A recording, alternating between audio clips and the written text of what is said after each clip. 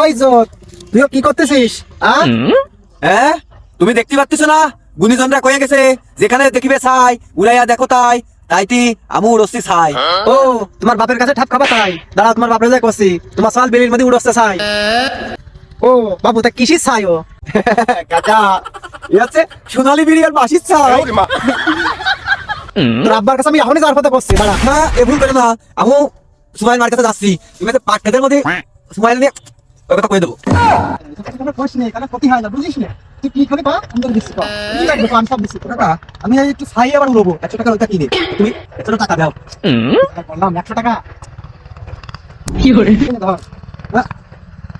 আমার কাছে 35 টাকা আছে। বিরানি করিস না? ওটা রাখ। ও বাপু এইসব কাজে দামাদামি হয় না, আমি ও সময় মারে অর্ধেক কথা কই আর কমো জানি, বুঝিছো? তুমি ভুলে গেলে আমার নাম ইজ্জত, আমার সাথে রাগ দিয়ে আসলে তার ইজ্জত থাকে না, আমি থাকলাম।